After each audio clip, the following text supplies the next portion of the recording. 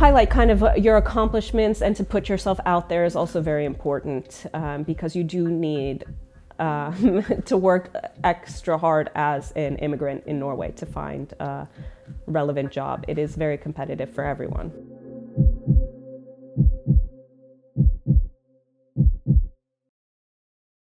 Hello guys, my name is Dasha Kalinovska and this is my interview show Bunkeren. And today I'm sitting with super interesting person. This is Krysta Alexa. This is American mother of 3 Vikings, I could say like that. Yeah. And you have super bright social medias where you share your life in Norway, motherhood in Norway, what is pretty different within other countries. So it's nice content. And I just accidentally seen your page on Instagram and became super interested in content which you share. And it helped me also, I could say, as the refugee to learn more about Norwegian culture and Norway in general. So welcome to this show, and I hope that we're gonna have a nice conversation today. Thank you so much for having me. So before we're gonna start interview, I would like to warm up with lightning round. So I'm gonna ask you quickly questions and you just say the first thing what's come to your mind. Ready? Okay. So, city or countryside? Fjord side. Nice, Norwegian answer. What's your guilty pleasure? Coffee ice cream. Sounds nice. Introvert or extrovert? Extrovert. Finish the sentence. In 5 years, I hope I... Oh, that's tough to do quickly. I hope I'm still happy. I'm not sure. Yeah, that's the most important in the life. So, biggest lesson you've learned so far? To find balance in your life. What balance of the life for you? To find balance everything, like work-life balance, family balance, to be happy, healthy, active, and relaxed, just balance in every aspect of your life. Probably. Do you manage to do that? Like, is it possible really to hold this balance? Because I feel in any way, whatever I'm doing, it's always going to be something like more. So is it possible? I think it is possible. I think that, you can't have even balance all the time, but over time you can prioritize things and have a general balance throughout your life that gives your life more meaning. I think you can. I should try. So, finish the sentence. I have never in my life. I'm not sure. That's okay. Guest before said that she never written a book. That's good one. Maybe you also have something, or maybe that you would like to do but you still didn't. I have never in my life started a company. That's something. Well, that's actually not true, but yeah. Maybe in Norway. No, I do have a company, but I've never started a business in Norway, I can say. But would you like? In the future. So you, the person who prefer to work for yourself, for example? Yeah, potentially. Can you share which kind of business would you like to start? Probably within tourism. That's nice. Bergen, really a city for this. Yeah. Education in Norway or in USA? In Norway. Why? There are lots of reasons, but the main reason why I would choose Norway over the US is mostly tuition. Tuition in Norway is very different, and they also have very different systems of education. I feel like in Norway there is a different culture for studying, and it might be a little bit more serious, and it's also more of the British system than the American system when it comes to higher education. I value in people. Finish the sentence. I value honesty in people, and directness. They kind of go hand in hand, but they're a little bit different. We're saying this. For me, honestly, even if person is like, I don't like this person, but I'm gonna respect really this person just for honestly. It's like, just say me in the face. I think this is the best. It is also very time efficient if you're just honest and direct upfront. It saves a lot of time, a lot of miscommunication, especially living abroad where you can have language barriers. To just be honest and direct with people is a much better way to maintain relationships. Agree. Describe yourself with 3 words. Ambitious, adventurous, and enthusiastic. Nice. Nice one. But as I understand, you're Krysta Alexa, but usually people call you Krysta. Yes. Okay. So it's better double check for me. So as I understand, your life dramatically changed when you met your then husband, Norwegian husband. It was in Hong Kong. Yes. But I would like to start discuss firstly your life in USA. You are from Washington, D.C. Just outside of Washington, D.C., yes. So tell me about your life there. Tell me about your family more. So I'm a second generation American. So both of my parents were born in the U.S. and they divorced when I was very young. So I grew up outside of Washington, D.C. and my mom lived in California. So I have a widespread experience throughout the states in general, and my family is quite spread out as well, mostly around the New York area. And I would say I lived a fairly classic American childhood, as one can say. I did ballet and lived in the suburbs, but I do have a very international family. So my father speaks tons of languages, and I started learning Chinese when I was in high school. Which inspired me to study abroad for my bachelor's degree. I did a dual program between the University of South Carolina and the Chinese University of Hong Kong. So I studied international business with focus on Chinese enterprise and studied Mandarin. So I lived in Hong Kong for 2 years and Beijing for a few months through my bachelor's degree, which is where I met my Bergen. But when you were a child, did you imagine your life in another country? Or maybe you planned your life in Washington, for example? Well, I kind of assumed that I would always end up in New York. I would say that I'm a big city girl for the most part. But I do remember, I forgot about this for the longest time, but I do remember Googling when I was a teenager, like happiest countries in the world to live. And Norway would always come up because I did have a very strong desire to move very far away, which I couldn't really explain. And I didn't really remember that I had that very intense period during high school until I actually met someone from Norway. And then I eventually traveled a lot to Norway visiting and eventually wound up here.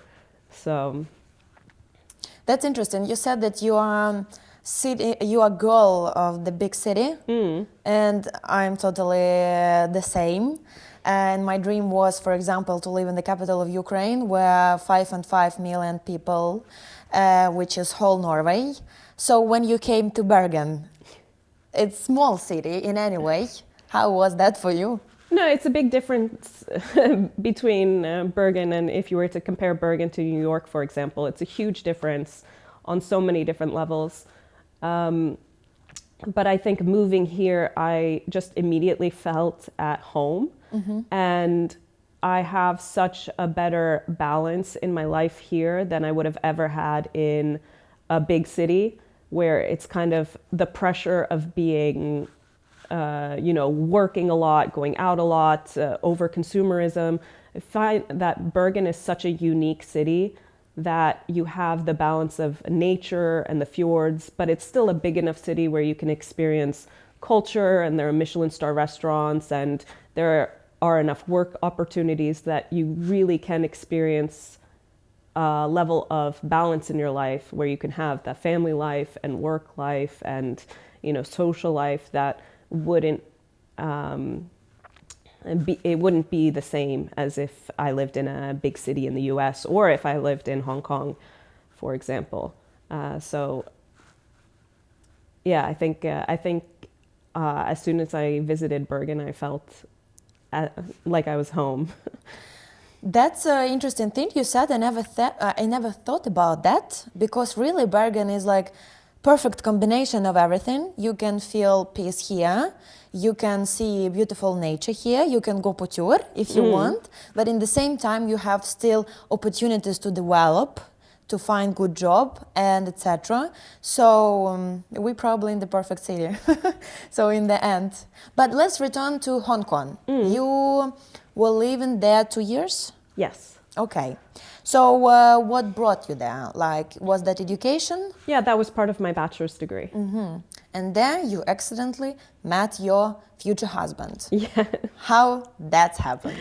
We took the same elevator. We were going to an international student party. There were about 500 students going to this student party in the city center. So they were all from different universities as well. And we took the same elevator up, and then eventually we started talking, and he lost his friends and wound up spending the whole evening going around town with us, and then we were just inseparable from there. So did you already knew that this is love of your life? Yes. Yes. It was kind of love at first sight. At the same time, I thought that because he wasn't in Hong Kong for a very long time, he was only there for the summer. So when he left Hong Kong, I thought to myself, this is going to be the one that gets away. And I really thought I was never going to see him again. But then we just kept talking, and after Hong Kong, he moved to Shanghai. So then I just went to go visit him, and then we started traveling around the world together. And eventually I got into the master's program at NHH, and since he was back in Bergen, it just made perfect sense that I would move here and we would move in together. So he said you that he gonna come back to the Bergen? Or how it happened that you started to search education in the Bergen? So he finished his bachelor's degree and came back to Bergen eventually for work. But for a few years we were long distance, where I was living in either the US, Hong Kong, or Beijing, and he was living in Shanghai or Beijing or Norway. Wow, it's like totally. So for 3.5 years we were long distance and kind of traveling all over the place and meeting each other in between. And then after I graduated from my bachelor's program, I moved back to the US and I had a job offer, so I started working. But I wasn't really happy in the US with the situation, and he debated maybe moving to the US. But when I got offered to study at the Norwegian School of Economics, it just worked out perfectly, and it was such a fantastic school to go to. So I was very excited that I had that opportunity. And at that time, it was also free for American students. So it was a very, I think it was fate, because everything just aligned perfectly. It was one of the best schools in Norway. It was completely free. So I saved a significant amount of money. And you're also allowed to work on your student visa. Wow. Which for many other countries, I also applied to some other schools. It wasn't as attractive to study and work elsewhere. So it was perfect. It really sounds perfect. So it was lucky elevator, as I understood. Yes. But it's more personal question. What's the difference between American and Norwegian men? Oh, that's a good question. So one of the main differences between, I would say, relationship culture in general is that in Norway you have different relationships are taken much more seriously in Norway. And I think generally in Scandinavians, if you say that you're in a relationship with someone in Norwegian, it's much more serious than if you would say you have a boyfriend or girlfriend in the US. And there's also two different ways to say I love you in Norwegian. So there's one way, jeg er glad i deg, Jag älskar And dig. then if someone says, jag älskar dig, that's like, That's the highest.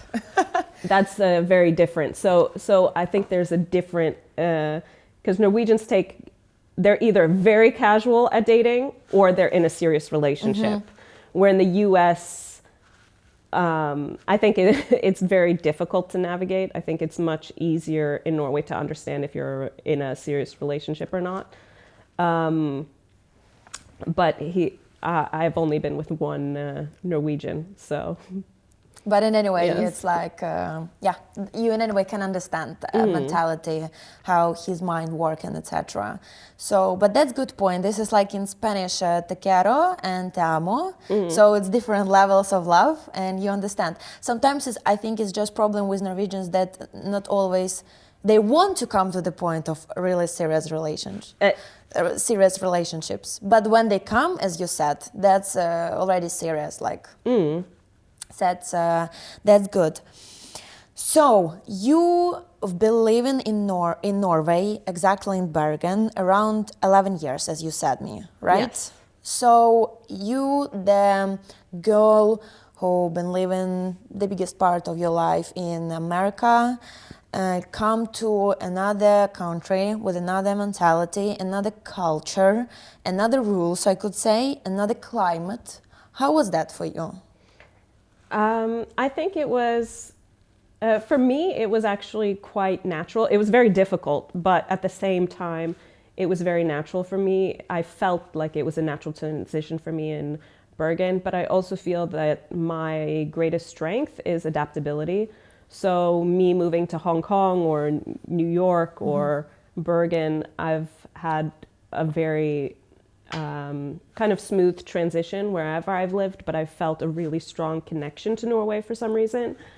And I also knew a lot about Norway and Norwegian culture before moving here, which made the transition a lot easier because then I was kind of prepare myself for the intense weather and the differences that make it very difficult for people to transition to Bergen, and also, making friends, the potential challenges of the differences culturally. So it was a smooth transition, but it definitely requires a lot of effort to move to a new place, get a job, and integrate socially. It's a tremendous undertaking. But for me, I've had a very positive experience. That's nice. I think in this, then you've been lucky, because I know for a lot of people it's hard. Bergen is the city with the biggest, I could say, amount of the rainy days per year, so it can be quite hard. But what can you say was the hardest thing for you here? I think the hardest thing for me initially was probably the job market, because I had prior experience to moving to Norway. I had a significant amount of work experience for my age. I had higher education, but I felt like I pretty much had to start from scratch after my master's degree here. And the transition, you have to speak fluent Norwegian to get a proper job. So that took a significant amount of time, and I would say I haven't really felt like I've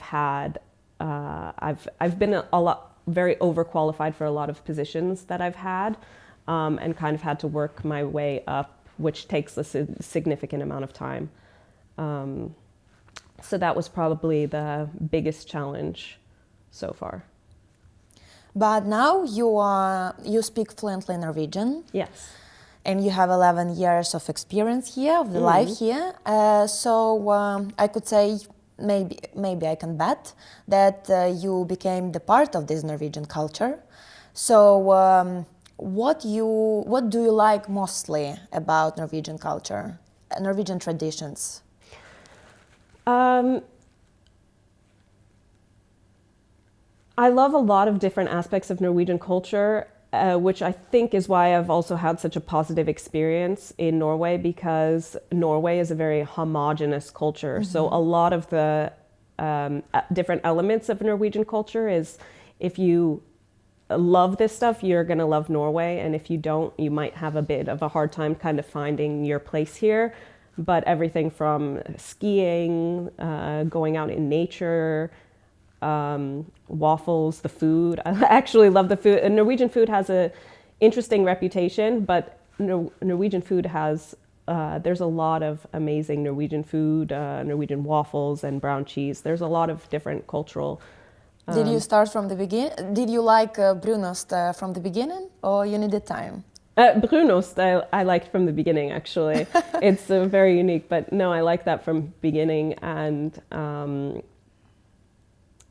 yeah, I think the whole focus on nature, ut på tur, aldri sur. Getting outside a lot has been very beneficial to me psychologically. I think it has added a lot more positivity to my life.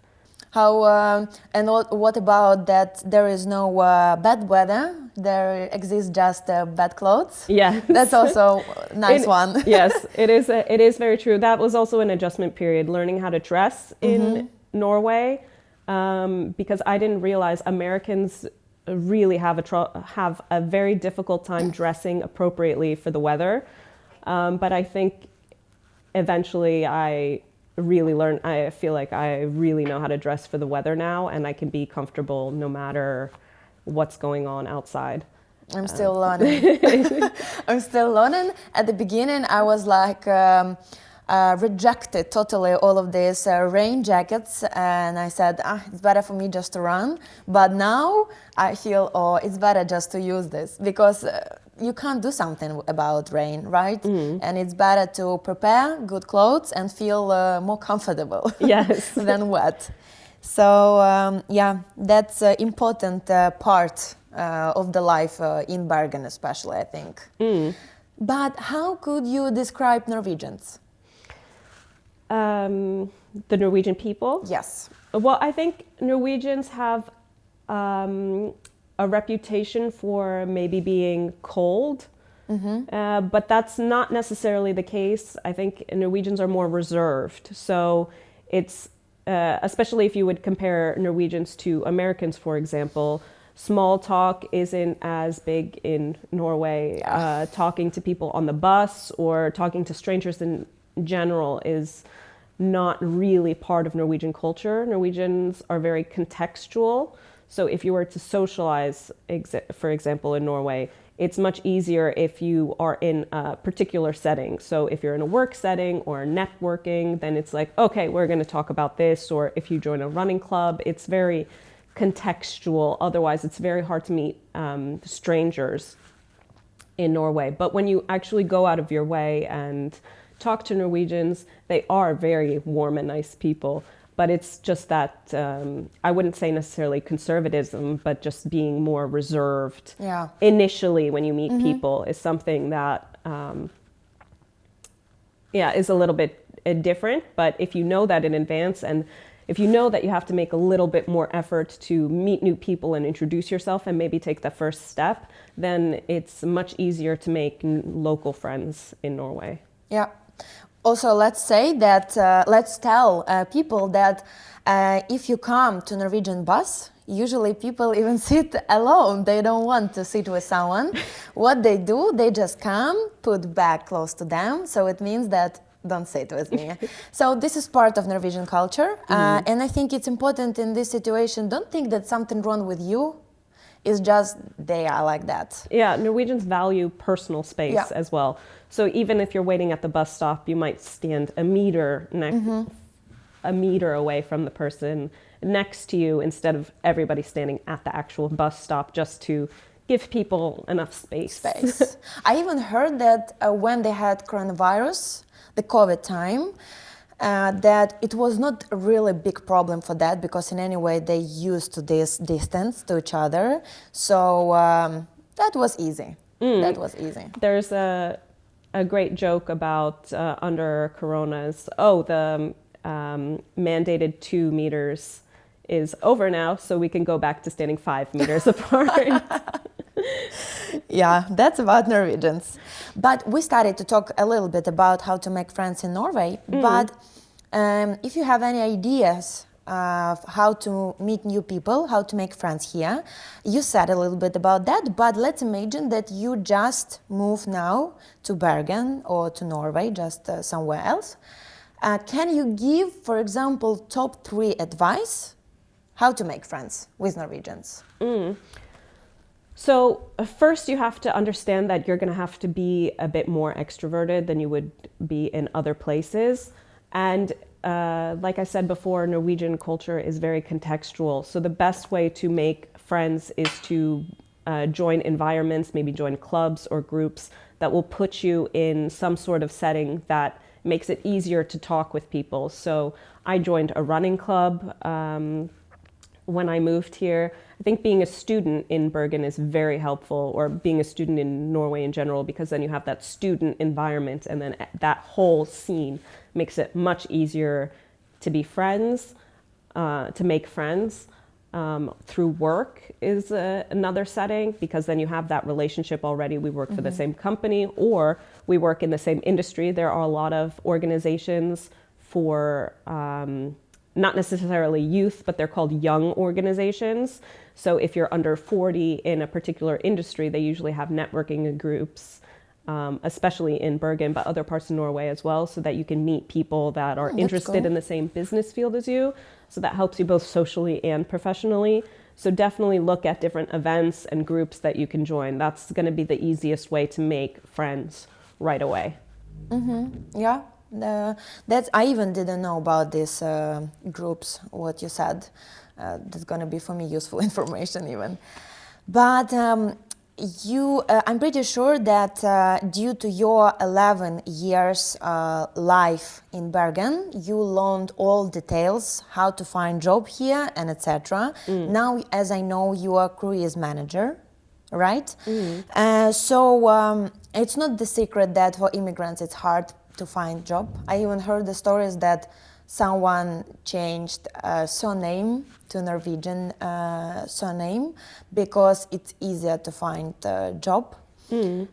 So what in your view is like really difference between working life in Norway and USA, even if we talk about searching job? Well, finding a job in Norway, especially as a foreigner, is going to be very difficult.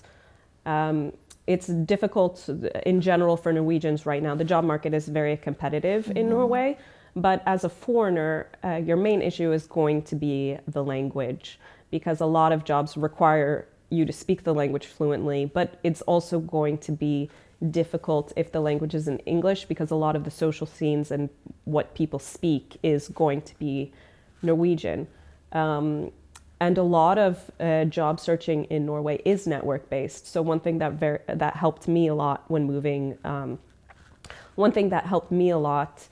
finding a relevant job in Norway is a mentor program. I participated in a program that was specifically for foreigners in Norway that spoke Norwegian.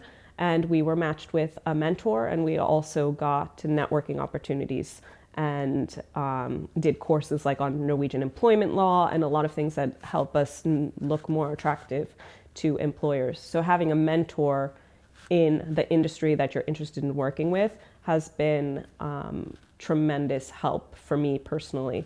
And it also helps you kind of break through the barriers, like, you know, networking. I've actually given workshops on how to network, because it is so important in finding relevant experience and getting to know people and kind of breaking down that wall and barrier to entry to finding relevant jobs, because you don't just have to know about the company or maybe people who work for the company, but Bergen is such a tight-knit community, and a lot of cities in Norway are, that knowing kind of the culture and the history behind a lot of companies and getting to know people is very important.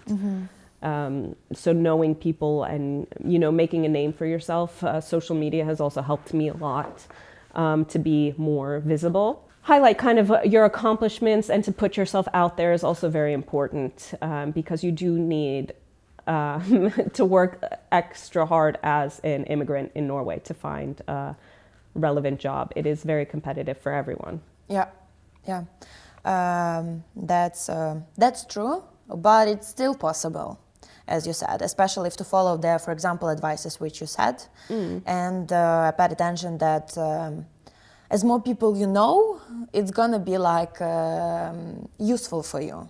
Yes. So, but it's not. We had conversation with you before interview, and I found out that you became cruise manager just before your maternity leave. Yes.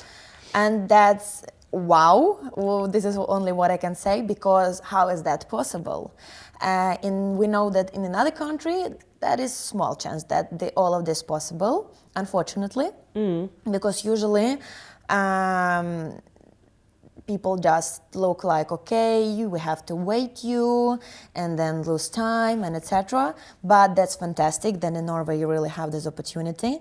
So just tell us about this experience. So one of the big cultural differences between working in Norway and working in the US, for example, is just the perception of time. One of my big culture shocks when I worked in Norway is when I received my first job contract. There's a section called oppsigelse, and that's essentially if you quit. In the US, you have 2 weeks notice, but that's 2 weeks notice in the US and other countries is not actually legally binding. It's just a professional courtesy that you would give when you give notice.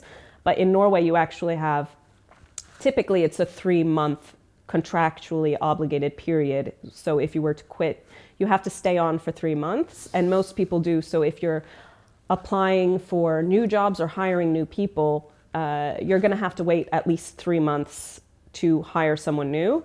And in some cases it's 6 months, and then a vacation in Norway is typically at least 5 weeks. So if you were to just hire someone new, it takes a significant amount of time. So to take someone who's going on maternity leave is about, maybe I'm taking 8 months of maternity leave. So it's not really that long of a period when you think of just the job market in general in Norway. And a lot of people are more willing to wait for the right person than to have someone immediately, because it also takes a long time to train someone new for the position. So the perception of time is very different, and also maternity leave. Paternity leave is also huge in Norway, so men also take typically a minimum of 15 weeks paternity leave. So it is much more respected. That's not to say that mothers do not face discrimination in Norway, because that's unfortunately something that a lot of women still experience, but compared to other countries and in my personal career, being a mother has been looked upon very positively. And a lot of people in Norway do have kids, and if they're hiring and see that you have small kids, it's really taken as a positive thing. And I think just my experience having kids has actually made me more productive in all aspects of my life, even being a bit sleep deprived sometimes. And it's very hectic, but I found that my productivity has actually increased since having kids. So it's a very short period of time. That's nice. And I think it's just possible in Norway, because I know that mothers who have experience, like just gave birth and etc., it's hard to have that life balance as in Norway.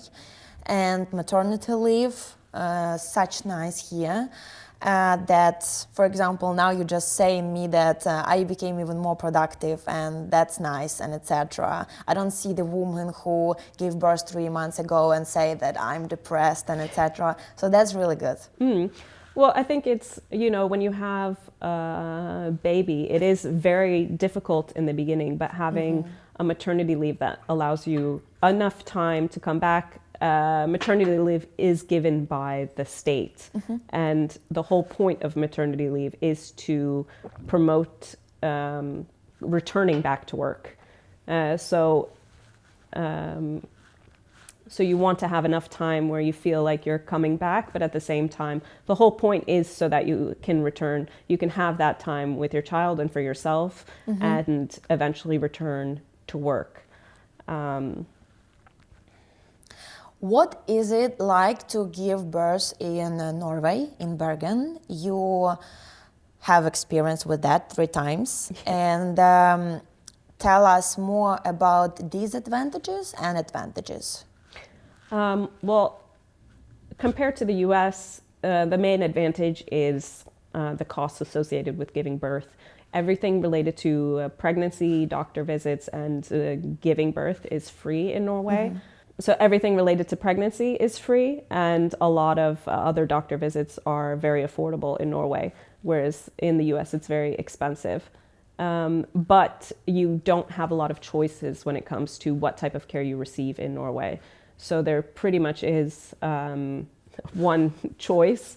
There are several options for how you want to give birth, but they really promote natural births in Norway compared to the US, where you might be pressured to get a C-section, or it seems to be a lot easier, but it's more expensive. But you can also get very luxurious hospital stays, or you can get very poor care in the US. There's just that kind of diversity of options, where in Norway is you're kind of set, and if the hospitals don't have good capacity, then you're kind of stuck with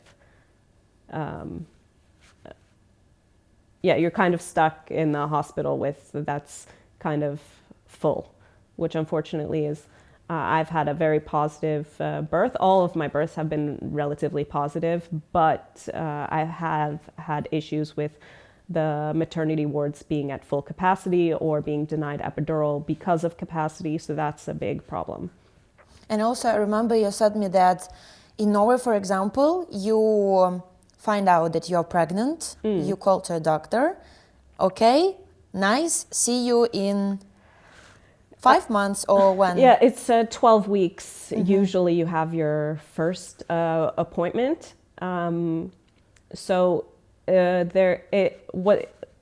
That's very interesting, the amount of time that you actually wait before you go see a doctor. And I found that they do give a lot of, you do get quite a bit of attention. If there's anything wrong, then you get a lot of attention.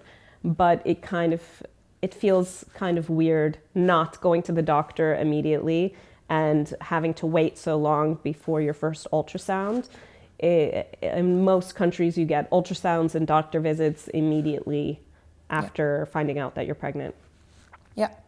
And as I understand, this is all about capacity, right? That they don't have also enough people I'm going to explain. I have even some of the friends who had problems at the beginning of the pregnancy. And when they came and just wanted to get appointment, it was a big problem because doctors just didn't have time. There was a big line. So I even read different articles that there are different situations where unfortunately women had problems with that or lost babies and etc. because it was not in the right time checked. So I think this is a little bit minus of all of that. Well, also what they say in Norway is if anything were to happen in the first 12 weeks, there's not really anything they can do about it. And home pregnancy tests are so accurate that they don't have to test you again. So their mentality is, there's nothing really we can do here, so why should we have a visit? Whereas from a person's perspective going through it, you do want that peace of mind. You want to have an early ultrasound just to make sure that everything's okay.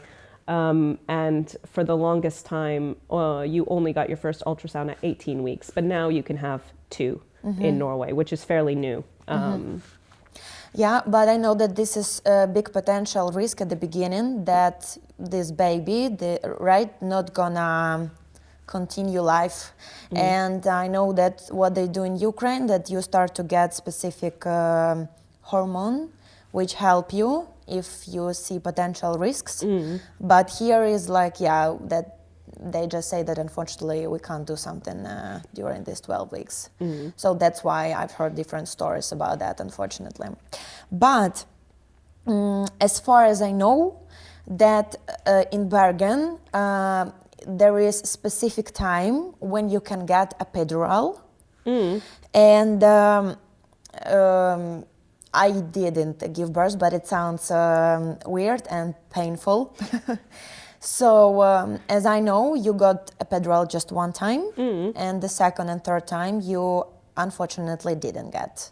So can you share your experience? How was that? And what do you think about this?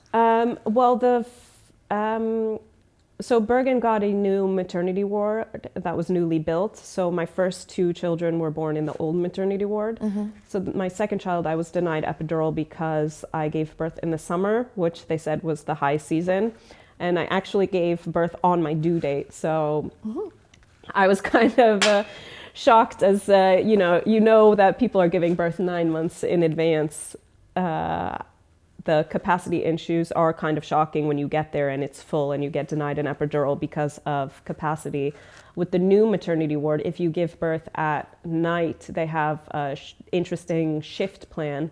So you can get an epidural at midnight, 3 or 6 a.m.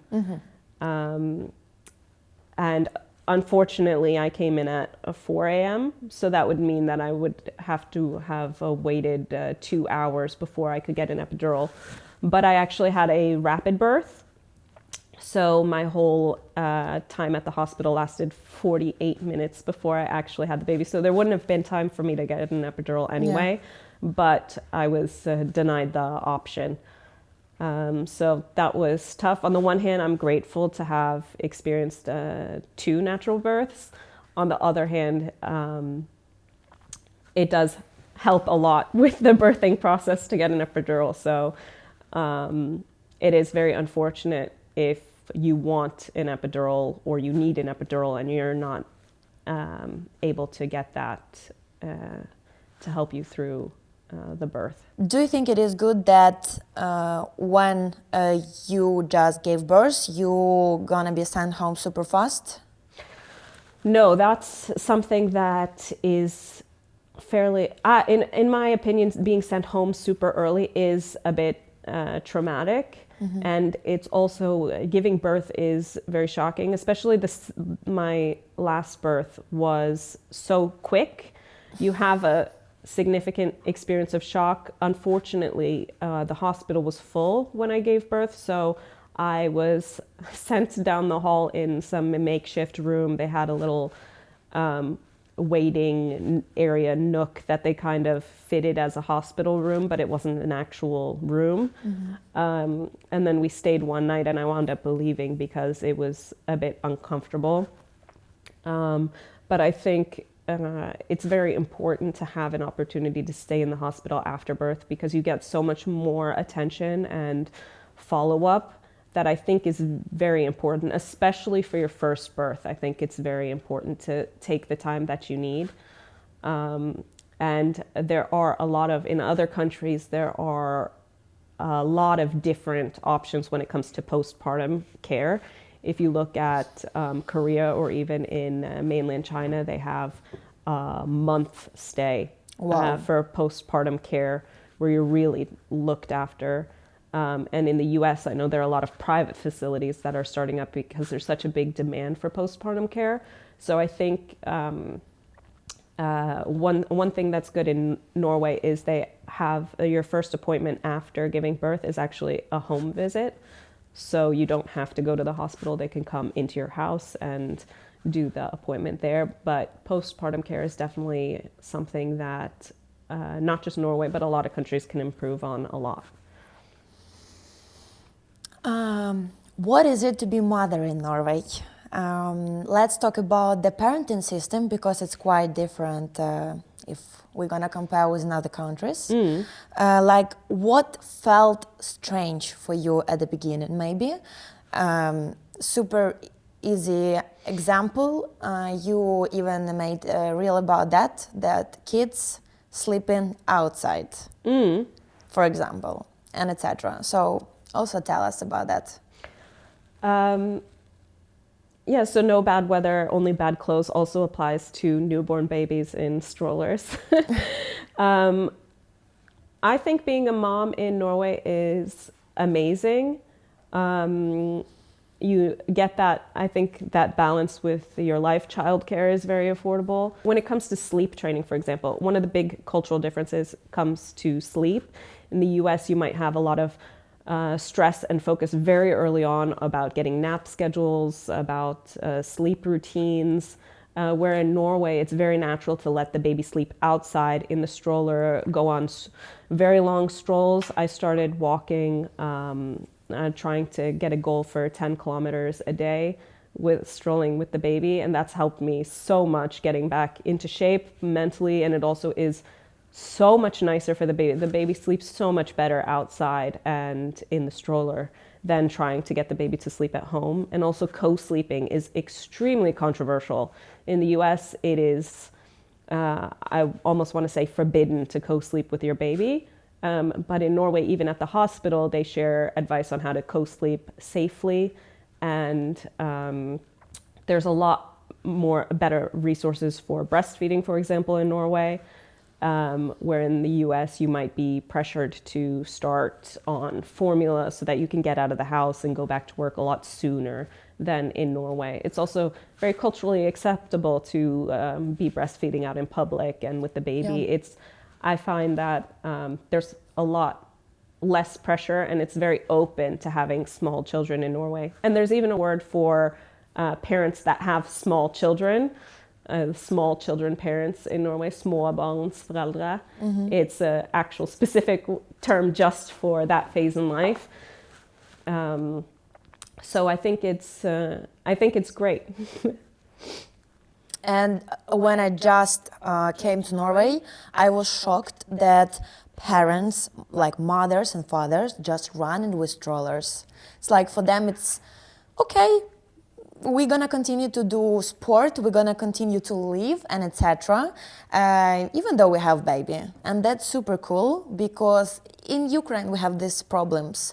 You gave birth, you sit at home with four walls, and that's why mothers got depressed and etc. So this is not right. I really respect Norwegians for that. That's pretty cool. I think getting outside and going out into nature, even with a newborn, is so important for the postpartum depression phase. It really helps a lot combating a lot of postpartum depression, postpartum anxiety. I think it's very positive. And also that it's very open to take your baby places. Even meeting colleagues and visiting your office with a baby is very acceptable. Usually, like if a colleague has a baby, they'll come visit the office and colleagues and everybody gets very excited. So there's a very positive view of children that makes it much more beneficial for both the mother, but also like the lifestyle in general of having kids. You have two sons who already goes to kindergarten. Yes. Let's talk about kindergartens. Yeah. So Norwegian kindergartens are known for their outdoor play, for example, bread for lunch and no naps at the lunchtime. So I know that this topic is resonates for many people. Mm-hmm. So what do you think about that? The kindergarten system in Norway is fantastic. In the US, there's a bit of different types of childcare before they start elementary school or mandatory schooling. Daycare, preschool, there's a lot of different types. But in Norway, it's a kindergarten. It applies for everything from 1 to 5 or 6. They start mandatory school from when they're 6 years old. And the focus on nature is just acceptable. They play outside in all types of weather year round, which is amazing. And they do actually sleep. They do take naps at kindergarten. When you're super small, yeah? I heard something like that. Yes, but it also depends on the child. When the child's ready to stop taking naps during the day, so it's not really any rules about that. So you do actually have to bring a stroller to a lot of the kindergartens. because they do all their naps outside as well. Oh, that's interesting. Why it's something new for me, because in Ukraine, all the time when you go to the kindergarten, there is specific time for lunch, and after this you go and you sleep 1 hour. So it's for all ages, all groups, and this is something what is like part of kindergarten system. So this is something new for me about Norway, because even though they sleep outside. So Viking style. Yes. And honestly, my last question, this is something what I ask everyone. What is the meaning of the life? So for me, I found that I'm now in a place in my life where I found meaning in balance. You know, family is very important to me. I'm so happy that we've been able to have our family in Norway, because we have such a good balance between, you know, work-life balance, but also being active with our kids, playing outside, embracing nature, but also enjoying what the city has to offer. And I'm a big foodie, so, you know, having food and culture and that part in life. So the meaning of life, I mean, I think you have to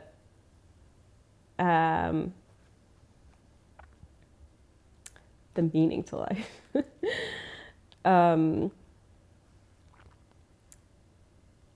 I think, you know, giving meaning to your life, so whether it's children or work or finding meaning in what you do, is important, because there is no big answer to what is the meaning of life. You know, you have to find meaning in what you do, and find things that you find is meaningful to live a happy and fulfilling life. Because you can find happiness everywhere, but to be fulfilled and content with what you do is very important, and that changes from person to person what people find meaningful.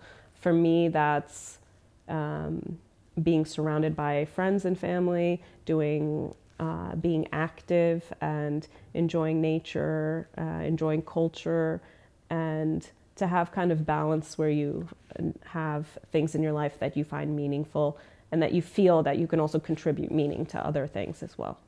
Good answer. So thank you for this answer. Thank you for this interview. I really feel that it was productive and super deep conversation with you. We had opportunity to discuss like different parts of your life, from how you met your husband in this lucky elevator, and about Norwegian culture and opinion of the person from another country about Norwegian system, kindergarten, children's care, and etc. So I'm super grateful you for this. I'm super grateful that you gave me amazing answers, and thanks for coming. So guys, thank you that you watched this video, this interview with Krysta, and we just ask you to support us, to like, to follow, and to write comments, because your opinion about this interview and in general is important for us. That's how I can learn and produce better content next time. So for you, it's easy just to like, just to write comment and follow YouTube, not to miss next episodes of interview show Bunkeren. With you being Dasha Kalinovska and Krysta Alexa. Thank you. Bye.